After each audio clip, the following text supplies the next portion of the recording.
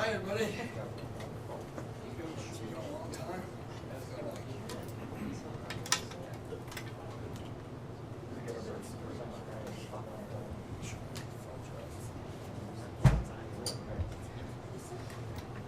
you want to get started early or wait? I think everybody's here. Is everyone here? You guys all good? I'm pretty early. Oh, what's coming? Yeah. Earlier than normal. Who's the one? Julia. Somebody Bring up and early. have Julia. You got to be early for press conference. Julia won't be here? I just Julia like won't being be. early. Julia, yeah. I have a phobia of being late. It's We're really good. more what it is. Julia should know better. I've been late one time in my entire career, Nobody should get mad. and I like have nightmares. Taylor, could you close that door? Taylor, you close that door. Alright. Oh, go ahead, lead us off. Hi, Kenny. Dillingham, Devil's Hi. Digest. Concerning, the transfer portal, evolution, let's say, from your first year being in Tempe towards the second year, are there any stark differences you can really point to that made recruiting easier or harder compared to this time last year? Well, last year we were just filling a roster. I mean, we had 40-something spots. We had a brand new staff from all over the country, some from the NFL, some from not, some from D1AA, some from high school. And not all those people recruit the same kid. So you don't have the relationships necessary to really, you may have not known who those kids were in the portal. Part of being productive in the portal is you would have maybe recruited that kid out of high school or had a relationship with that kid, so you already knew everything about him. Last year, it was like, who are all these guys? I was in the South for so long, most of the kids hitting the portal, I didn't recruit because I was at, the Auburns and the Florida States. And my staff is a lot of small ball guys by design. I want ball coaches.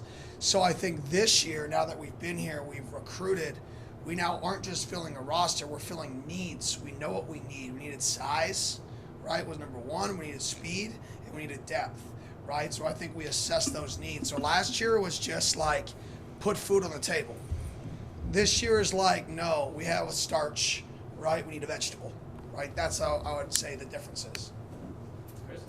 Chris Carpenter, Center Source. Kenny, you talked after the season about the need to fundraise and improve ASU's overall situation. How do you feel about what you were able to accomplish this year compared to a year ago in that regard, and does it give you hope, optimism, confidence for the future? Night and day. Night and day. The progress that we've made is absolutely incredible, since the last game of the year to now. It's absolutely incredible. And it's only getting better. It's not stopping. And I think we have to continue to push that. It sounds bad to say, but everybody's constantly getting better.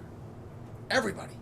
So like to say, we've caught up with at least the back half of a league, or we're almost average in a league. Well, all of them got better. So we're still behind, but we're at least playing the game. Right? We're just not where we need to be, but we're at least in the game. We're on the field.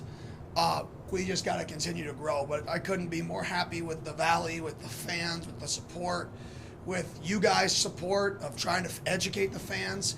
It all matters. And I think everybody's kind of working together to get it to where we want it to go. How do you think that will impact the roster? Oh, better players. It's that simple. I mean, better players. Michelle?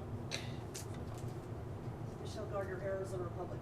Kenny, can you address the coaching changes, and in particular, offensive coordinator, what you think Marcus Arroyo brings and what we can expect to see? Yeah, obviously Coach Arroyo's been a play caller in the NFL. I wanted somebody with some NFL experience. He's a quarterback guy. I like having coordinators that have been head coaches. So he's been a head coach. He built a program to, he really had 2 years to build it, and then he built a roster that won 10 games this last year, 9 games, whatever they won. And then when you call his references, when you call the guys like Todd Monken, when you call the guys like Dirk Cutter, which people know here, and they all give you the same name of the same guy, and he didn't even give you those names. You just call some people that you respect in the profession, and they all give you the same person. You're like, wow, and this person's 4 hours away, and he wants to be here. He has family who's from here, which most people don't know. He has relatives that live here. He has people who own restaurants in the Valley. It's just like that live here. So there was a lot of things that went into it, but I wanted a quarterback-driven guy. I wanted a guy who was very, very detailed in terms of route depths, a lot less freedom, a lot more structure, which is what I'm a little bit more comfortable with, and a guy who's not willing to get on somebody if the standard's not met. And I think he does all those things, and with his experience in the NFL and coaching quarterbacks and calling plays at that level, I think is a really good fit. George? Ham Sports 360, is this offseason any different in regards to you're heading to a new league? Is there due diligence you're doing and scouting you're already doing on some of these new teams that maybe you're not playing year in, year out, but now will be moving forward? Yeah, now, to be honest, that was kind of the plan last year. You know, when I took the job, I kind of had a clue where the sport was going and where the league was going. Did I know that we were going to join this league? No. But did I read the tea leaves to a point where I already had that plan with the recruiting and the structure of where we were recruiting, style of play? You know, the Big 12, I think the biggest difference between that league is there's obviously more people in the air raid family in that league on offense. And because of that, there's more people with the 3-3 stack monster defense, similar to what Oklahoma State went to last year. So I kind of had a plan for that. That was kind of why I put together the staff we did to begin with, was to transition into this league. So I would say there's not much difference other than we will have to do a lot more because we're not a 3-3 stack team. We're going to have to do a little bit more work in the offseason and fall camp, working versus an odd fives defense with an extra safety so our quarterbacks get visuals of it. And then on the contrary, we're going to have to give our defense more 10 personnel looks in open sets because they're going to see that. So those would be, I guess, the two differences is really what we're going to game plan for. And last year we did none of that because we were just worried about us. This year we will do more prepared game planning when we get to fall camp because we already have our defense and our offense. The verbiage isn't really changing, so they don't have to relearn a language. They're just learning ball. Yeah, I know it was basically your offense last year. You had a coordinator, but with Marcus, is it still the same? How do you blend kind of his thinking, what he likes to do with the base of what you guys do? Yeah, when people say like the words "my offense," that means anything. Like it really does. It means we're going to run the swinging gate if we have to. It means, do I want to? No. But what that really means is we're going to adapt to our players. That's what I believe in. And I've been blessed to be and learn so many different ways to get it done that you got to be willing to adapt and not be scared to adapt. So what I would like to be is a run, play, action football team that plays fast with pro-style rules. Pro-style offense that plays fast. That's what you want to be. That's what I want to be. That's what I think the most productive offenses in college football right now are. You have to have the personnel to get there. That's what Coach Arroyo believes in, the exact same thing. Route depths, discipline in your route depths. Quarterback Mike pointing protections, Mike pointing runs, but finding a way to do that quickly and then being able to vary tempos and get into good calls at times. We couldn't do that last year because we weren't there yet as a program for a variety of reasons. We faced some obstacles that prevented us from doing that. So yes, me and Coach Arroyo see things very, very similar. With your roster being mostly complete, how do you feel about your ability to be able to do those things? I feel very, very confident. You know, last year we struggled in the back end of games because of a lack of depth and at the end of the year because of a lack of depth. I think we've solved those issues. So when people say, oh, why aren't you good in the second half? We have no depth. You have a defensive tackle playing 57 snaps. No good defensive tackle can play 57 snaps at the same rate. You have to play 45 at your peak, right? So that's why we struggle at the end. Well, why do you get blown out of 3 games at the end of the year? Well, 1, you don't have the depth. You're not quite there yet. But 2, you're tired. You're worn on by the end of the year. And we practiced way harder, right, than they practiced in years past. So part of it's my fault, but you either eventually got to change and take the lumps early, or you've got to adapt over a slower period of time. I'd rather get hit on the chin in year 1 than have it linger longer. And that's what I told the guys this year is the challenge and the standard is going to be even higher. The same step we took this last year in terms of the standard and the effort is the exact same distance of a step. It's just a different level of what it looks like. And they're feeling it right now because, we're struggling to get through stretch lines because of the standard that we're setting. Blake, Colin, and Michelle. Coach Blake Beeman, Sun Devil Source. What are your thoughts on the aspect of depth, this freshman class and their ability to contribute early on and add to that? Yeah, I mean, we'll find out in spring ball, to be honest. Anytime you're an earlier enrollee, you have a chance to play. I mean, Montana Warren was on pace to play. CJ Fight played significant minutes for us. Sean Nas showed up in the summer and played. If he would have been here in the winter, it would have been a whole different story. So I think we'll find out when the pads get on and when we start teaching football, we get to see guys process the game. So right now, I couldn't give you a good answer there. We'll find out when the pads get popping. Colin. Kenny, Colin Harvard, Sun Devil, or not Sun Devil Source. Sun Devil's nice. Chris, I'm working for you now, man. Building it out. You touched on it there briefly with personnel, but just kind of big picture. I mean, what's that year 1 to year 2 leap in your vision? Well, I think it's what we kind of talked about. Year 1, we were trying to get something on the plate. That's where we were at as a program. It was we got to sign 40-something kids in a month.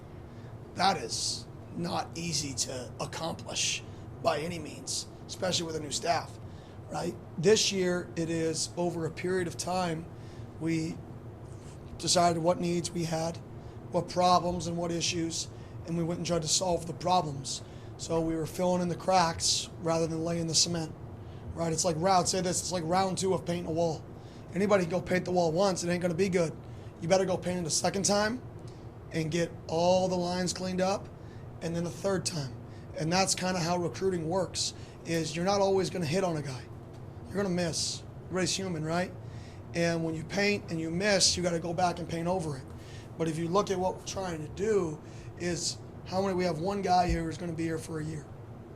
One guy. I mean, I don't know the exact number. I think we have 9 guys total graduating after this year, maybe 10 total on our roster, because the goal is year 2 to make a big jump, and then you retain your roster for year 3. And that was the whole goal and design of this, to create a culture necessary, to create a team, is these years 2 and 3, you have a lot of consistency throughout those years. And I think we've been able to do that by just understanding what we need and sending guys home. And there was a kid we had, I'm not going to name names or allude to anything, but his number 1 goal was, I just want to go to the league. Well, you don't care about winning? His answer was no. Just go home. Not a fit.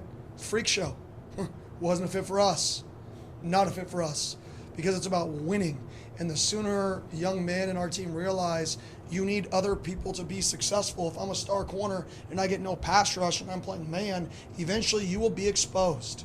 It doesn't look good for you. So you better push your brother in practice to be the best he can be, because if that guy gets to the quarterback, you look like a better cover guy, and vice versa. It is the ultimate team sport. And it's the ultimate sport that if you are selfish and if you think that you're the only thing necessary, you will eventually be exposed, because you're not going to be playing around people good enough to help you. You need everybody. And that's the vision for this year. That's the people we brought in. It's people who want to be here, people who want to win. Win one. And if you win, you'll be like Washington and send 11 guys to the NFL this year. You'll be like TCU and send 9 guys like they did last year to the NFL. It's not an accident they won games and sent the most people to the NFL. If you win, people get drafted. If you lose, people don't get drafted. Pretty simple. Michelle and Julia. Kenny, you had lost a couple guys to the portal, but for the most part, your roster is pretty much intact from last year. Can you talk about how, obviously NIL helps, but how you went about trying to retain those players and make sure that you had a good balance to start with? Yeah, I think I've never lied to them. So I think that matters. I think in this process, there's so many lies, there's so many false promises, there's so much BS that goes into it. The brutal truth, the brutal honesty, I think helps. I think the guys trust me when I say things are going to change, things are going to get better, where we're going. I think they trust that. And then, to be honest, who wants to leave Tempe, Arizona? Like, there's not many. Were you raising your hand to want to leave, or to ask a question? Because not many people want to leave Tempe, Arizona, right? Summertime. In the summertime, you want to leave. I would agree. But other than that, okay, who really wants to leave here? People move here to retire. So when a kid from somewhere in the country moves here, he trusts his coaching staff. He knows he's getting better. He knows the growth's going to be there. It's like, man, who has it better than me? And I think that's really what we can create here is that environment of, man, why would I want to leave? Julian? Hey Kenny, so Cole Martin, a huge name here in the Valley over the last few years. You bringing him back here, just how important is it just for the future of this program to go after those big name guys? 100%. I mean, to me, the big name guys don't really matter. It's the guys I think are good football players, which he is. And he's a really good football player. He's the son of a coach that I coached with. You know, I coached with Demetrius Martin. Yee is what he likes to say for people who know him. He was a phenomenal football coach, phenomenal person. And just being around his dad a year at Oregon, you kind of know what his son's going to be like. He's going to be competitive. He's going to be fiery. He's going to have a chip on his shoulder. He's going to be super, super smart and intelligent. And that's what he's always been. And so to bring him back, I think it's just a really good testament to all the kids here that, and like I sent out a tweet the other day about it, like, it's okay if you're an elite player, elite, like he is, and you don't want to come here out of high school, you can come back. You can come back and you can play here. Because at the end of the day, when you move from here, you're going to want to come back. There's a part of you that wants to want to come back. That's part of it. I've done it. Lived all over the country. He shows it's okay to do it. And I think the more people like that come home and the more people like that come home and have success, I think the more times eventually people won't have to go away to come back, right? And I think that's the one advantage of the transfer portal is there's not much grass that's greener than Tempe, Arizona, right? Unless it's the summertime, right? And everything's dead, right? You leave, the transfer portal allows you to realize that and come back. And all I want is the ability to get those elite players back on our roster if they do leave and come back. And then hopefully some of those elites skip that step, just come here right out of it.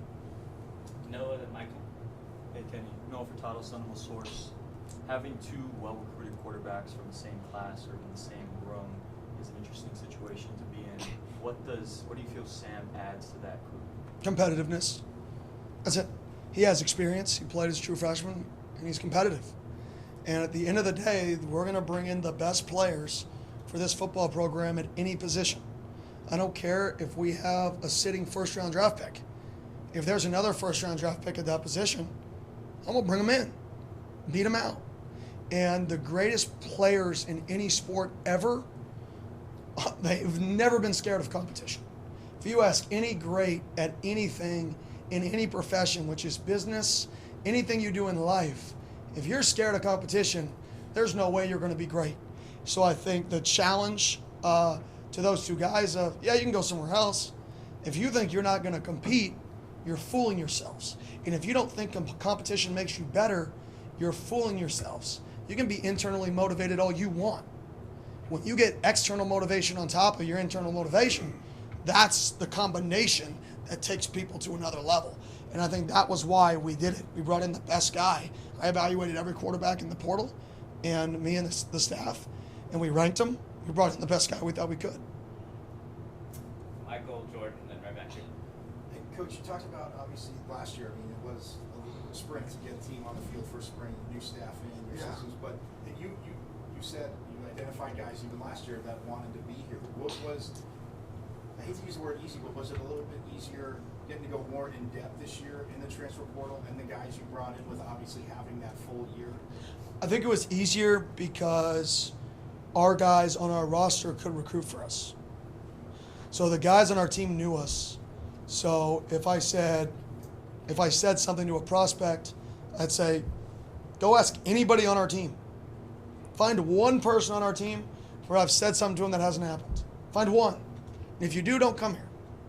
Go for it. Find one. And that's what makes it easier is when you treat your players the way they're supposed to be treated. You treat them with respect. You set a high standard, right?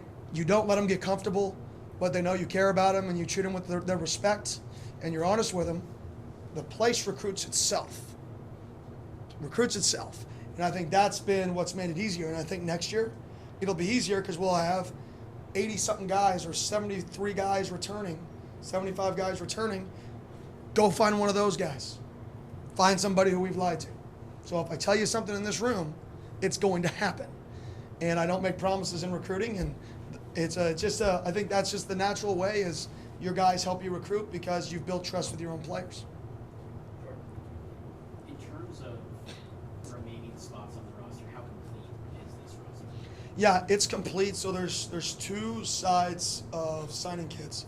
There's the mid-year enrollees. In mid-year enrollees, there's certain rules on when kids actually leave your roster count of the 85.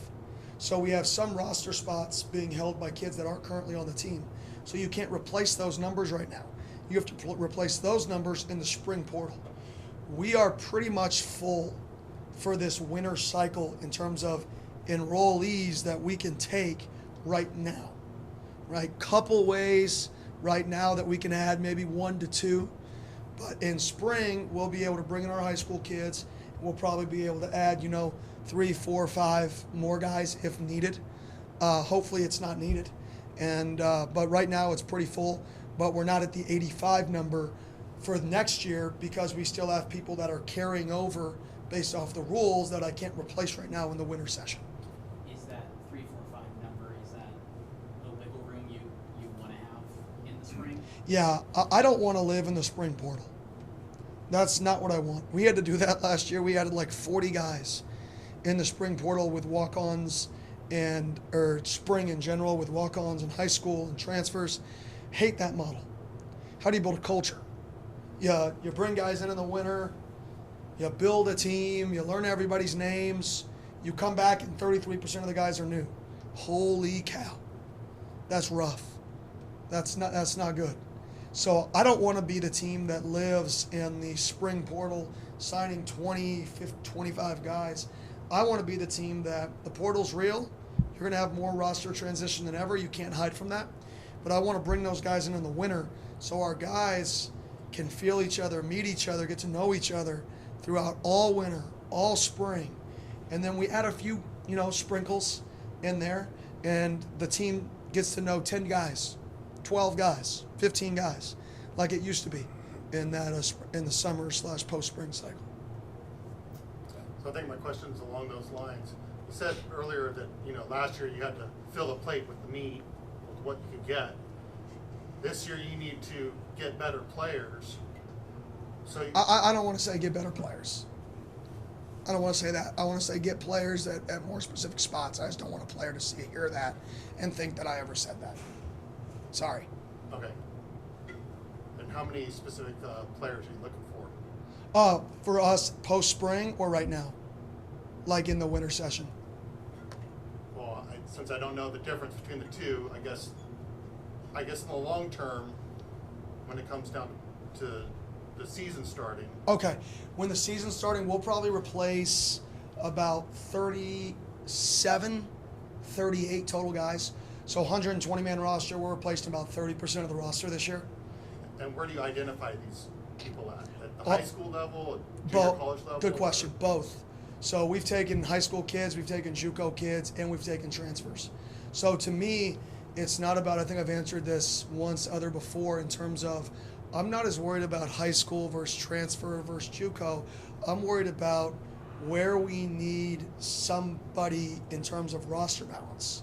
So if we have 25 seniors and we have no freshman class like they had 2 years ago here, we're still filling the freshman class that was void from 2 and 3 years ago. So we may have to take more guys in the portal that were 2-year guys and 3-year guys to fill that void. So I still want to have that old school roster balance that people used to have of, 4.5 classes with 18 to 20 people apiece to fill your 85. I would still like to get to that number roughly when it's all said and done. How you do that through portal, through high school, anybody can say, I'd love to sign high school. That's great to say. Until if 12 of your kids transfer, then you're like, well, I have to sign more 3-year transfer kids. So I would like to say I manage the numbers more by where we need a class than is this a high school kid or a transfer kid, because they're not the same. A 1-year transfer versus a true freshman like Cole Martin. Cole Martin's a freshman. He's not a transfer. He just came from the portal. if that makes any sense. Jake? Just ask. I didn't mean that disrespectfully. I just don't. No, I understand. People spin things. I don't ever want to hear a player think that I'm saying get a better player. I just think that's, No, you know what I mean. You answered the question. Okay. Again, Jake Seymour, Son of a Source. The addition of Reynolds as the new defensive line coach. What was kind of the thought process behind that decision, and why did you think he was going to fulfill the role? I mean, talk ball with him, talk football with him. I mean, he runs a pass rush clinic with two of the best pass rushers in the history of the NFL every year for NFL football players. And nowadays in the portal, the hardest thing to sign out of high school is good D lineman. It's just the hardest thing on the West Coast to sign is really, really elite D linemen here. That's always been a challenge. So you may have to go to the portal to get some more D linemen. What do those guys want? Those guys that they're over the BS of recruiting, the salesmanship, they want the facts. Well, the fact is, professionals go to this dude in the offseason to get better in the National Football League. Why would you not come here and train with him for free? And he's an unbelievable football player or football coach. And he's a great person. And his son goes to school out here. So he wants to be here. So it was like, check, check, check, like home run. And I think that was why we brought him here, is I can sell him. I can go through the list of names he's coached, go through what he does every offseason, and be like, yeah, come get coached here.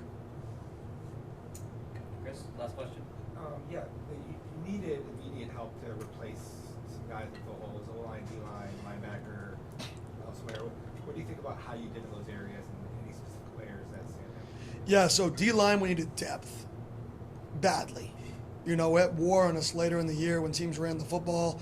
Teams that would run mid-zone would absolutely just wear on us physically. We need depth. We need some size. I think we addressed both those things inside. I think, you know, we have depth, especially inside. It gives us the ability to move guys like Coop to play a little bit of edge and get a lighter body, not playing 3 technique every snap. Put them on the edge and get some more weight on the field in and out of times. At the linebacker position, we took a guy who played in the SEC, and we took the MVP of a football team at San Diego State, and we took a sophomore team captain from New Mexico State. So we took productive football players. And I think that was really the key at those two positions, where we needed to get more depth and get bigger up front. We addressed that. For over kind of signing the D-tackle spots. So we could bump some of our edges, or our inside guys out, keep Stansberry on the edge with his size. And then we said, okay, inside we need to get more depth. We signed 3 guys to really replace 1 in Trey Brown. So I think we did both of those things from an internal perspective. So when the game wears on us, right, we can rotate guys and not get tired. We can also practice, because that's how you get better. You practice hitting. You run inside run and hit each other, tackle. And you can't do that if you're not deep. So this spring, we'll be able to hit and tackle a lot. And we're going to hit and tackle a lot, because that's how you win games. Awesome. Thanks, Coach. Thank you. Appreciate it. That was it? That's it. Simple. We can go Much longer. money. You want to go Much money on longer? the dot. That On was- the dot.